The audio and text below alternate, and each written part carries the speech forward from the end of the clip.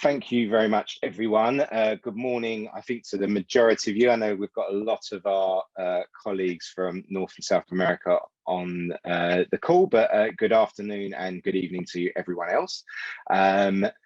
We're once again together, and I know what's great is there's many of you who've been on this journey with us as we've developed World Sight Day for over the course of a large number of years, but especially over the course of the last couple of years. And it's great to see some great friends and colleagues who've really helped us along the way on the call as well. So thank you very much. But this is a great opportunity for us to update you as IAPB members on our plans for World Sight Day this year, so that you can start with your own planning. Again, one of the bits of feedback we've had every time I've done these calls is we'd love to have this information earlier, and those of you with good memories will actually have worked out that each year we move this meeting forward a month. So we're now in April, which is really great. I'll keep trying to move us a little bit forward, but we might be at our limit at some point, but hopefully that allows you to do a lot of planning. And actually the regular membership campaigns and communications calls we have as well, I try to bring people along the journey with us on those as well, so some of it won't be a big surprise to people. During the last few years, as I say, we've worked together as a team with our board in a really supportive way, with our campaigns group and a number of you and our colleagues to build what we've been doing, and so a big thank you to everyone for that. I will just go over a couple of things that some of you may have heard me talk about a few times before, but I think it's important. There'll be people on this call where this may be their first IAPB meeting, they may be new to the sector, so I go back to the beginning so that I can continue where we are. So apologies if some of it is a bit repetitive for some of you, but I will get to the bit that you really want to know as well. We have a few of my IAPB colleagues as well here, so I'll just ask them to introduce themselves. Rachel and Courtney are going to help me with the presentation, but I think there may be a couple of other staff members on the line as well, so I'll ask them to say hello as well. So Rachel. Hi everybody, for those that don't know me, my name is Rachel Burke and I'm IAPB Membership Manager. Thanks. I'll go next. Hi everyone, It's great to see you this morning for us in the Northern Hemisphere. My name is Courtney, for those of you guys who don't know me, and I am the Senior Comms and Campaigns Manager here at IAPB. Thanks, cool. And Becky, who's one of our newest members of staff, do you want to say hello? Although you're very tired, aren't you, Becky? I am indeed. I got back from a trip to Singapore at 6 this morning, so very sleepy, but hi, my name's Becky Perryman and I am the new Global Events Manager at IAPB. Thanks, Becky. If there's any other IAPB staff, I can't see you because you're all called Rachel Burke. Shout if you're there. If not, we'll carry on.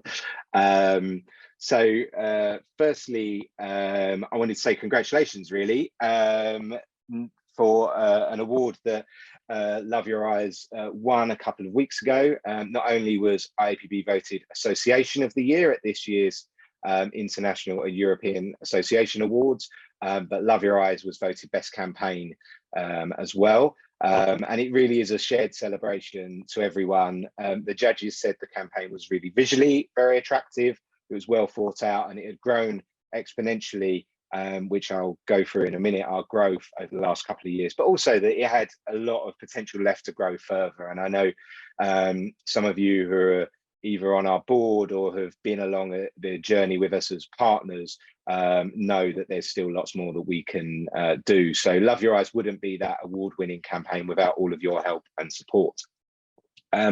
Also, as Becky's just alluded to, I'll start with a quick plug for our global event in Singapore this year, 2030 Insight Live. That's why Becky's just returned from Singapore from doing a site visit there.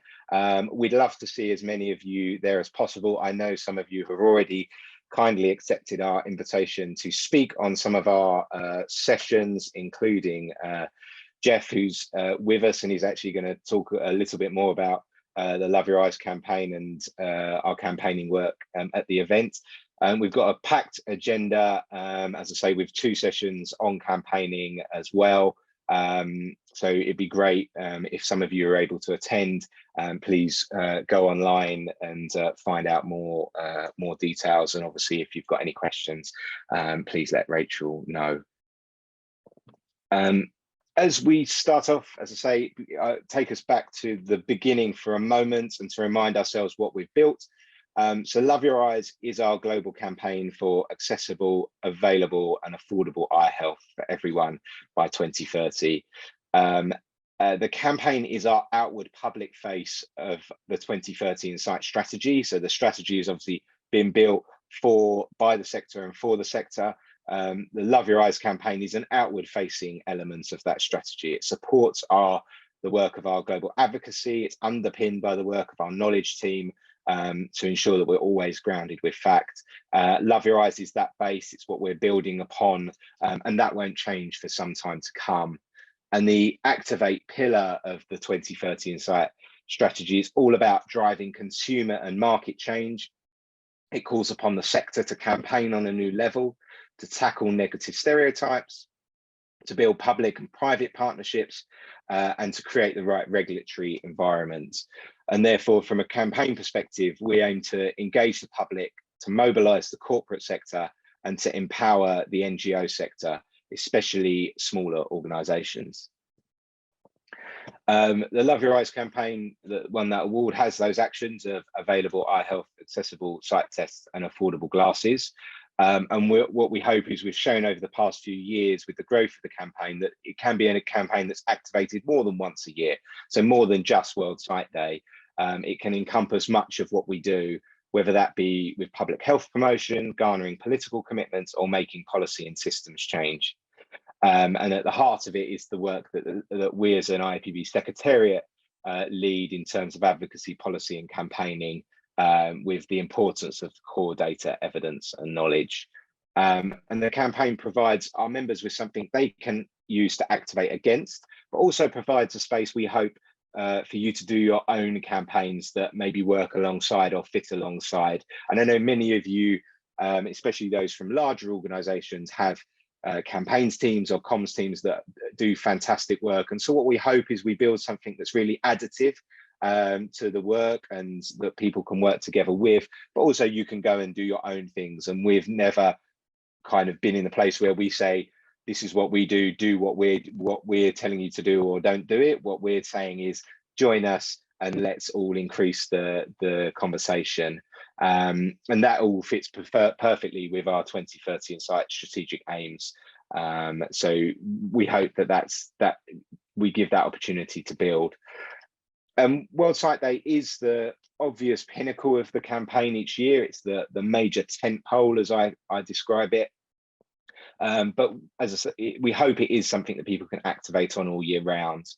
To build on last year's successes, we're building on what has worked well for the last few years. And we also always listen and learn from feedback we have or areas where we can improve. So we know that the Global Challenge has been really successful. We're keeping that element. We know that the pledges work well and our members actually enjoy doing it. It's not always going to be there, so I'll explain how we're going to change that a little bit this year. We obviously will continue with our social media stunts, the hero content that we provide to get that engagement from the public and mobilise the sector. And we've produced some powerful numbers and statistics over the last couple of years. We saw an incredible amount of support from the media in the last 2 years, and a huge increase in engagement, even just within the 1 year. We had nearly 7 million pledges from 362 participating organisations in 2022, and around 20,000 individuals, 24,000, I think. And those participating organisations increased dramatically in the second year. So lots of smaller organisations, smaller NGOs, but also optical stores, others getting involved and pledging. And you'll know, I know some of you don't always agree with the pledging mechanism, but it is a great way of getting media and kind of showing our breadth as a sector. We had over 11,500 separate media articles, which created 157 million media impressions. And on social media, I must admit, social media tracking, those of you who know it and do it day in, day out, know that it's always a little bit difficult because sometimes you're comparing oranges and apples.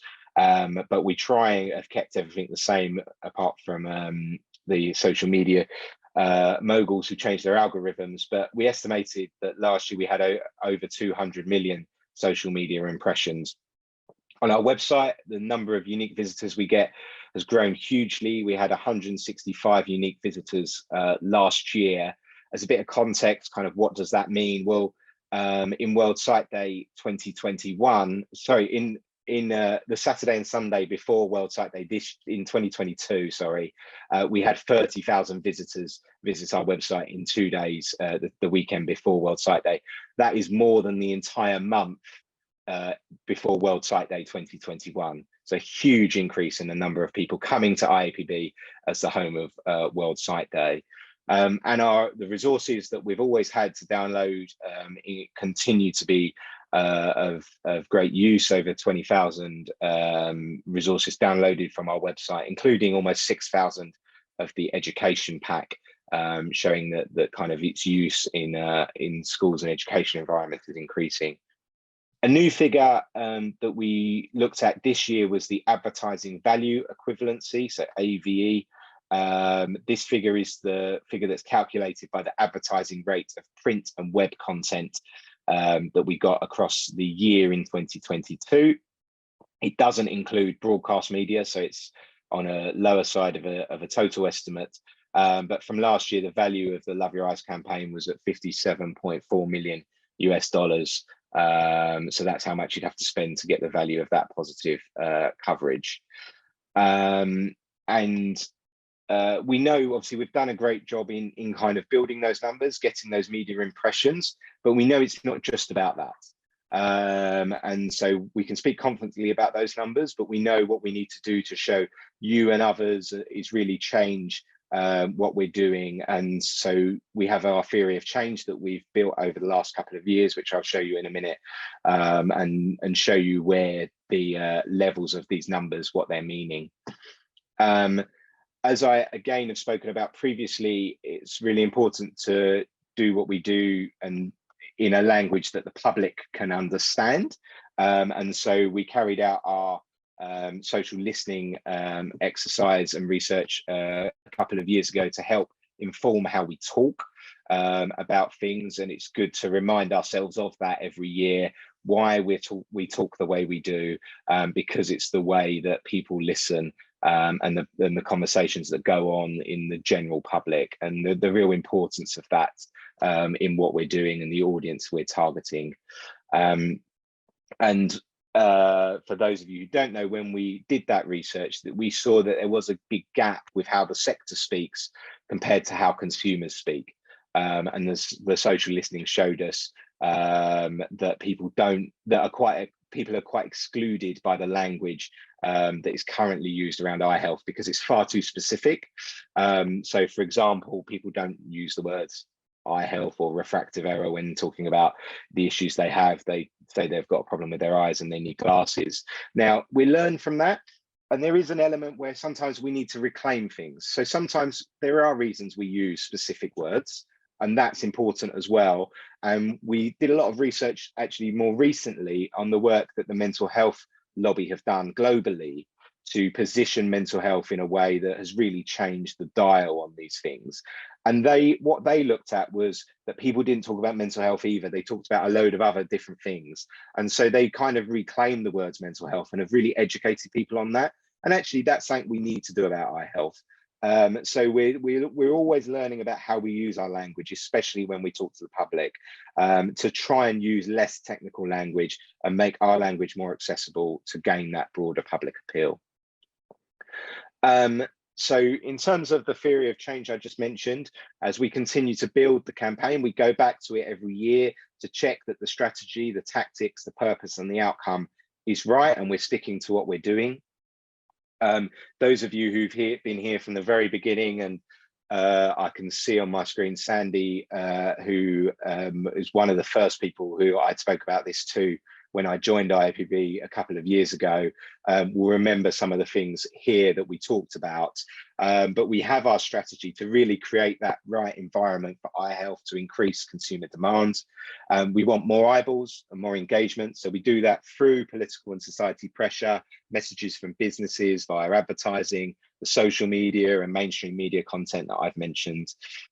We do that through activations, the stunts, the PR, like we've been doing with World Sight Day over the last few years, to engage decision makers, to mobilize the corporate sector, to activate our sector, to engage the public and to empower the NGO sector as well. And we do that with petitions, lobbying, etc., to create the outcomes we need to achieve our strategy, including increasing financing, policy change by international institutions, which we have seen great success on, things like the UN resolution, governments changing their policy in terms of eye care as part of public universal health coverage, IPEX, school eye health, driving regulations, etc. The eye health sector supporting affordable diagnosis and treatment, the private sector changing its policies, things like work-based sight tests, again, something that I know many of you work on. I know a number of colleagues from Vision Spring are on the call. And better access to eye health and the knowledge of its importance. So all of these things. Now, these things aren't going to be achieved just by a campaign alone. I know that. I'm not naive enough to think that.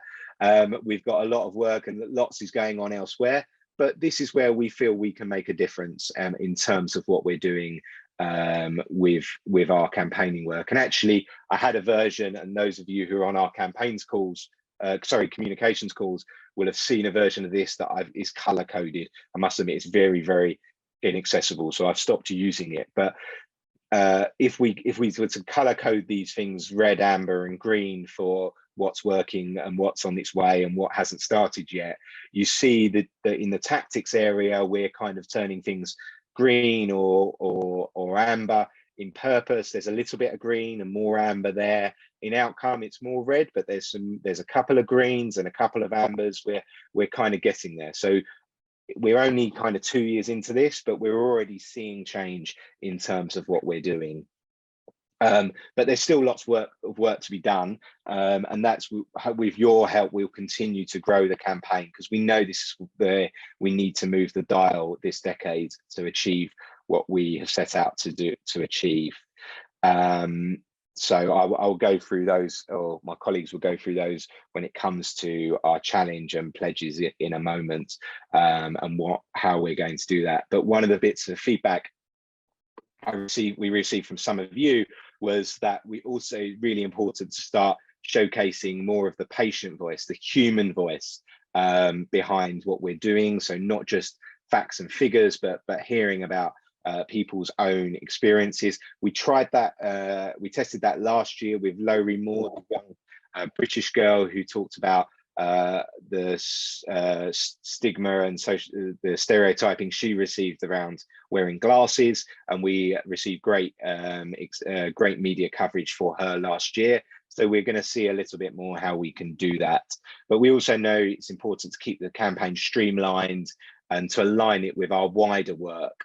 I'm sure those of you who've been with IAPB for a long time I can hear your voices saying you need to kind of concentrate and you need to put all your efforts in the right place. So what we've tried to do this year is make sure that our work is streamlined with the rest of the work that the organisation and our members are doing. And finally, it's really important for us to keep repeating our baselines. You know that many of us in the sector know what we're talking about, but I have to reiterate that our audiences often don't. So we shouldn't be scared of keep repeating ourselves, repeating our core lines. It's the line I often say that we learn from the political world, where it's not until we're really bored of saying something is something getting through. So this year, we'll continue that Love Your Eyes message, but we will be focusing on the world of work. So Love Your Eyes at work, everything around the workforce and the workplace, employees and employers is where we'll be focusing our activations. Why have we chosen to do that? Well, there's lots of advocacy hooks and other important moments throughout this year, which will help us build the campaign further and link to the work. So a number of you know the International Labour Organization are producing a report in May on eye health and the workforce, or eye health in the world of work.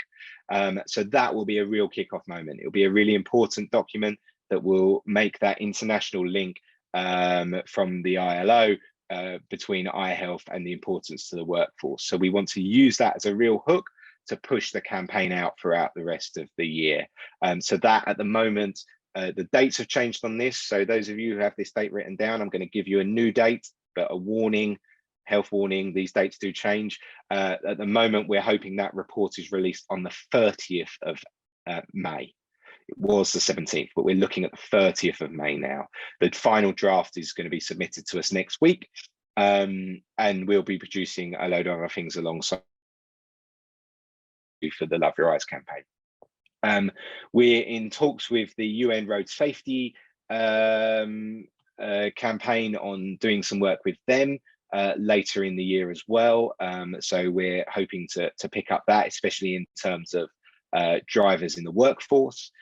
We have our event in Singapore that I've mentioned, where we'll be looking to gather some more content, but also talk about the links between investment in the eye health and the economy. For those of you who are involved in our UN Friends of Vision group, you'll know that there's a lot of work going on around the high-level political forum, which takes place in July, and we're encouraging countries who this year are reporting on their VNRs, the voluntary national reviews. We're encouraging countries to report on eye health in those. We will be arranging an event in the margins of the UN General Assembly, a breakfast meeting. I think at the moment that's penciled in for the 20th of September, but that is definitely a movable date, so don't mark that down too much, but we'll announce that when it's confirmed. And then obviously we have World Sight Day itself. So we kind of see these lots of opportunities in the year to talk about eye health and the world of work. But it's important to stress that that doesn't take away from everything else we've been building. Some of you may not feel that fits in the work you do. That's fine. There'll still be the Love Your Eyes campaign resources, other advice. This is just how we're going to frame the campaign and the work we do this year. So it certainly isn't a distraction. And we've done that. We've shown that in the last couple of years with stigma or focal points as well. And finally, from me, before I hand over and let some other people talk, because some of you may be bored of my voice, but what do we mean by Love Your Eyes at work? Well, put simply, it's about prioritizing the world's workforce. So no matter where you are, what job you do, it's the importance of eye health in the workplace. Almost half the population of the planet are in the world of work, and the majority who aren't working either have in the past or will do in the future. So understand the issue and the topic. It's everything from accidents in the workplace, which are too often caused by or lead to poor vision. In fact, in some countries, we know that one of the leading causes of blindness is accidents at work.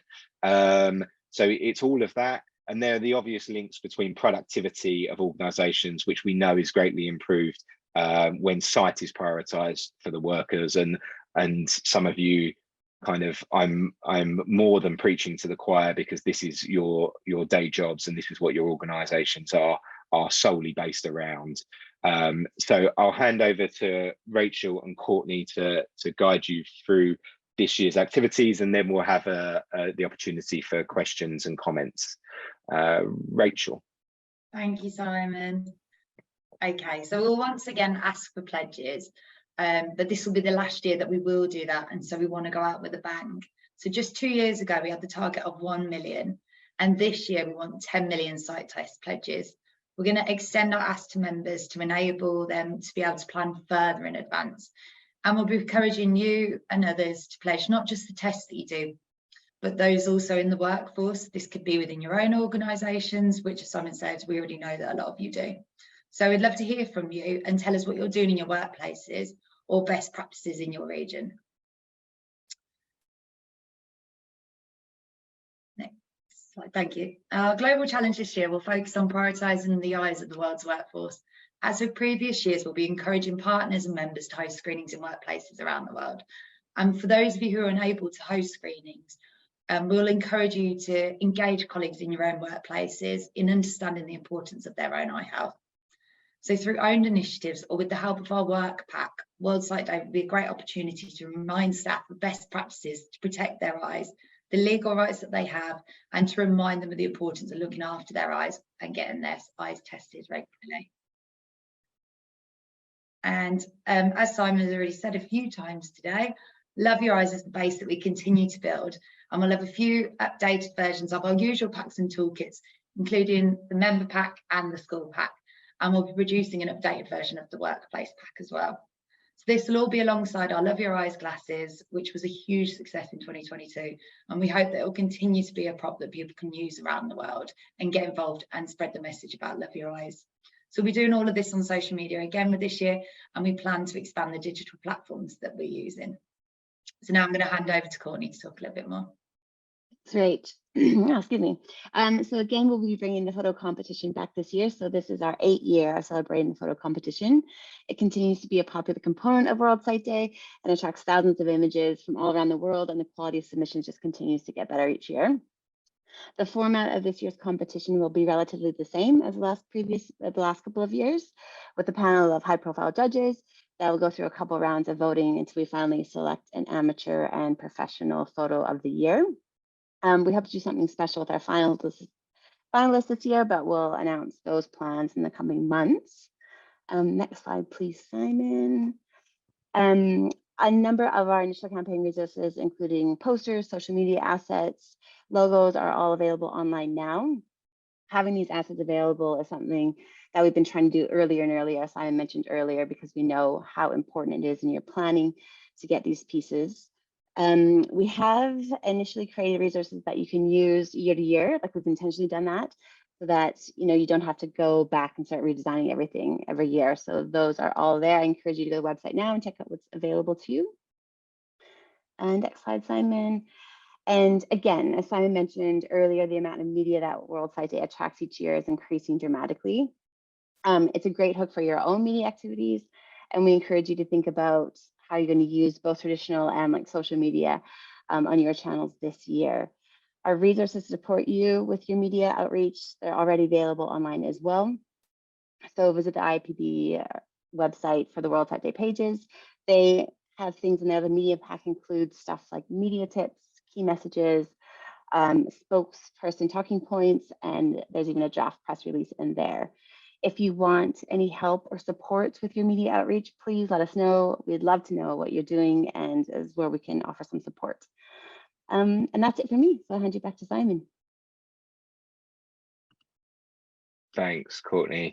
So what next? Everything, as we say, is either up online already or will be up by the middle of May. In fact, some of those things have been up since the 1st of January this year. We're on hand to answer any of your questions around anything. Rachel and Saloni especially, who some of you will know, will lead our outreach with members on our pledges and our challenge.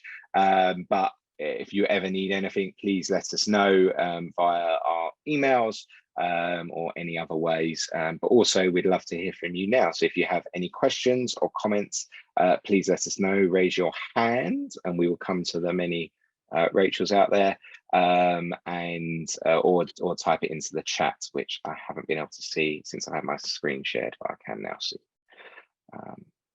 So any comments? Victoria, hello. Hi, Simon, Rachel, everybody. I have a comment and a question. 40 years ago, because I remember this, Coca-Cola did a survey on how many times someone has to listen to their advertisement before they actually take action. And it was 8 times. So that tells you something. Anyway, I have a question. You have World at Work and the eyesight part of work. And it may just, I know there's the reason for that because the workforce is so important. But when you say that, there are a lot of people, is that paid or non-paid? There are a lot of people who work and don't get paid. Is there something, I don't know how to think about that. Yeah, I think we'll address that in some of our messaging and social messaging, because I think that's we do know that and want to encompass everyone. And also there are lots of people who aren't in the workplace. But I suppose one of the things we do is each year kind of concentrate on something a little bit differently. So yes, there are people who do lots of things out there. We could, in fact, one of the pitches that our agency partner discussed with us was sport and kind of connections there. We didn't feel that was quite right, but there are opportunities there. But as I kind of also say, is we don't want, a part of the campaign is to be all encompassing. So actually some of the feedback I had when we were talking about doing this was, you just need to stick exactly to what we did last year. Well, I know lots of our members need different things to do, and so we get that. So we're providing something, but we also have other things as well. But yes, we do mean anyone, frankly, who does anything. So if you volunteer and do other things that might be seen as a job, that also counts. Thanks, Victoria. Someone said, will there be any large events members can participate in person? That's a good question. Last year we did a site screening at the UN. We don't plan on doing that necessarily this year, although I know some people would like us to. I think that's going to be an every other year kind of thing. We also had our Love Your Eyes Voices event in New York. One of the things is those big events kind of often, I kind of want to face outwards for World Sight Day rather than inwards. So by that, I mean not talking to ourselves as a sector, but talking externally. So we try and stay away from events really, although sometimes they happen. So it depends whether the opportunity is there. As I say, we might do something around the UN General Assembly this year, which is about a month before World Sight Day. So there'll be an opportunity there for people to get involved, and obviously our members get involved. So please, if you're doing events and you'd like other people to come, always, no matter what the event is, there's our content submission form, put in your details and we're happy to share your events as well. And someone says, what about parents? Do they fit into the workplace category? Yes, I think workplace kind of means different things to different people. So yes, definitely. But again, we could have done something around children and parents. And then the idea is that not everyone is a child or has children. So I think we just need to be kind of flexible with what we're doing and note that some years it's not all going to fit everyone. And therefore we'll continue with our messaging as normal for a large majority and look at other things as well, because children and parents is something we would like to do in the future. So yeah, Kevin, I'll come to you first and then we'll come back to Victoria. Cool, thanks Simon, thanks everybody, great presentation. Simon, I was given a presentation a couple weeks ago and I used workplace but I used the word productivity, and in this sometimes relatively sensitive place, there's a few people that took exception to the word productivity, like you're only increasing their productivity for X and Y. So I really like that you were focusing on safety, the hazards involved, so I said, I don't know what I did. I just, some people you can't please, but I think that using the word productivity and using the word, like, what are we getting out of it as the recipients of this uber productive, workforce is probably, I would just, you never know what you're going to get when you use that word. So I really like that you're focusing on the bigger, broader workplace. And then when you drill down, I would recommend going to those things that are the outcomes for the patient as opposed to the outcomes for the consumer, or however this person interpreted what I was saying. So great. Thanks, Kevin. Victoria. Thanks. Could I ask, I think it was Courtney who showed a photo of what looked like a congressional office with an American flag. What was that? Well, let's go straight to Jeff, shall we? Because that's Jeff's photo. The photo with the American flag, was that the one in the Capitol? Yeah, in Capitol building. Inside. Victoria, last year we did a screening as a part of, we did a series of screenings, I think 7 across the month preceding World Site Day, and they were all at most of them were at legislative hubs, either state right. houses, or this one was done at the U.S. Capitol. And I have Right. to say that one was a nightmare. The U.S. Capitol was just opening up that week, and it was, everything worked out perfectly, but it was one of those sweating up until the end moments. Well, when we had discussions last year, I said to Rachel, you really ought to talk to Jeff Todd about doing anything at the Capitol. And I thought you're going to kill me for saying that. But anyway, Well, we yeah, did it, good. and we did it. Jeff and delivered. It was well received. And thank our friends at Horizon certainly helped with that as well. Yeah, and actually that's part of the work that Jeff and Horizon did last year. I think taking Jeff, was it Horizon had a bus, and you did some screening, you did some site tests at their offices, if I'm not We wrong. did, yeah. We worked with our affiliates to do screenings at the state capitals, and then we worked with Horizon, and we did 3 screenings here in Chicago. One at the Chicago Cubs game, one at the Chicago Bears game, and then one at the Horizon headquarters. Yeah, that last one is one of our inspirations for this year.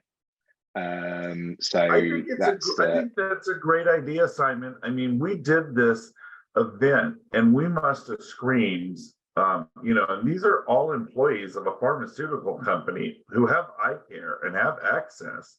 And we screened dozens, and I can't tell you how many people failed the screening. And I had one guy come through, I was talking to, he was probably in his late 30s. He'd never had an eye exam in his entire life, and so these are, just highlights the fact that education is needed everywhere. Definitely. So yeah, thanks for that, Jeff, because it has been the inspiration for certainly this year's global challenge in thinking about that and how we do that. So that's great. Thank you very much. Are there any further questions? No. If not, I will give you some time back in your days. Thank you all so much for joining us this morning, this afternoon, this evening, no matter what time of day it is. We're really grateful for you. Please think about coming to Singapore and joining us. And obviously everything's out there. We'll be releasing more, and it will be in your inboxes as well. So sign up for emails if you don't already get them. But thank you very much for your time today. Have a great rest of your day, and we'll speak again soon. Thanks. Take care.